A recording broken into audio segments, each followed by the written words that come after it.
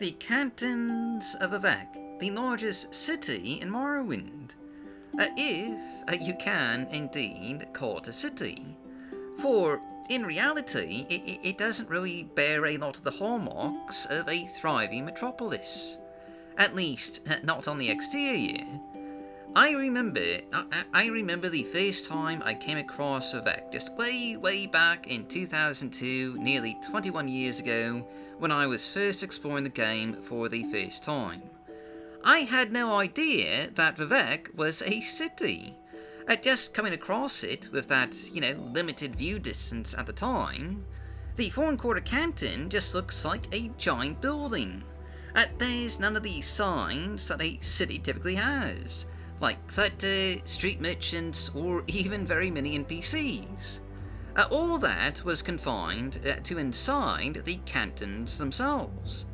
Largely, due to the game engine limitations at the time. Clearly Bethesda, from the concept art, and, from the demo builds of Vivec, had a different vision for what the city could be, but they were rather limited by the hardware at the time.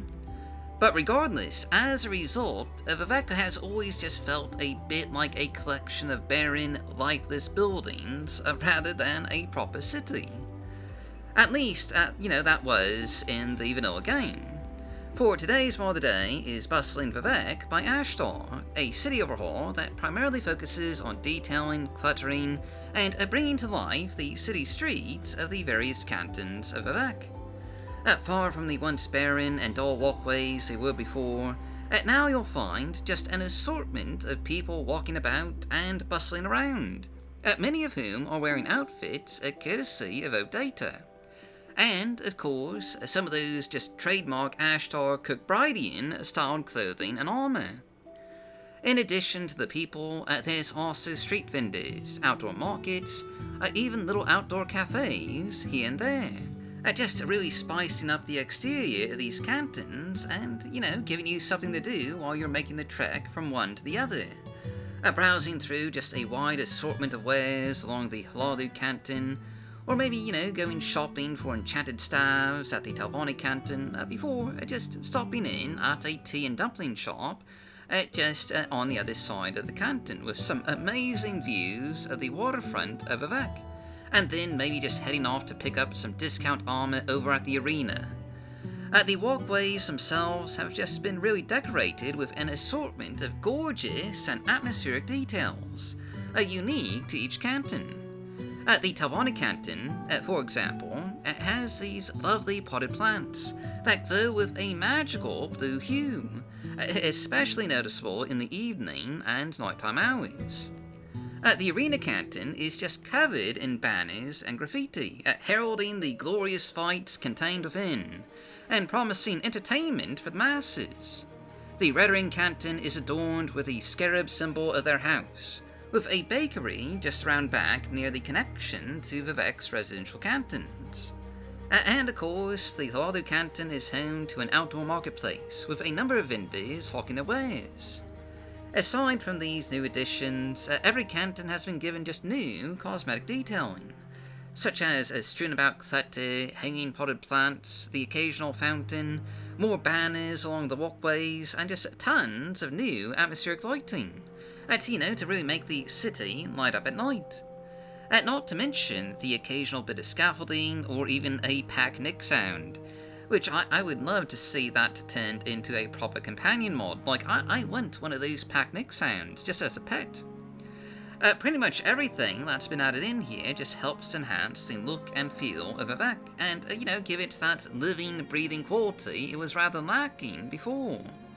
And I want to especially highlight the changes made to the Temple Canton here, for Bustling Vivec makes a lot of really just scenic changes to the temple, adding new statues and adding flames to the old ones, as well as adding a new shrine, some graffiti, and some banners along the sides to give the temple a more distinguished look, not to mention a pomegranate tree from OData.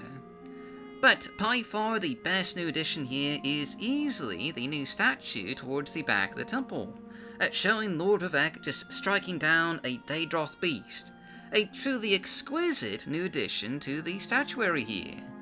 But anyway, now, while Bustling Vivec does add a lot of new exterior detailing, cluttering, and NPCs, the FPS impact is fairly minimal. I mean, you know, it is Vivec, so no matter what you do, there's going to be an FPS impact, but still, from what I personally noticed, I'd say the overall drop in FPS here is minimal to moderate. Nowhere near as bad as some overhauls. But, speaking of, I should mention that this will, obviously, you know, just be incompatible with other major Vivec overhauls, like Vivec Guard the City, redesigned Vivec, BCOM, and even Vivec City overhaul by the Inwars and Mushrooms team. And there's also been reports of some minor conflicts with London Rook's dramatic Vivec. Basically, just anything that changes the position of the cantons or adds a lot of clutter to the same spots will, you know, likely conflict.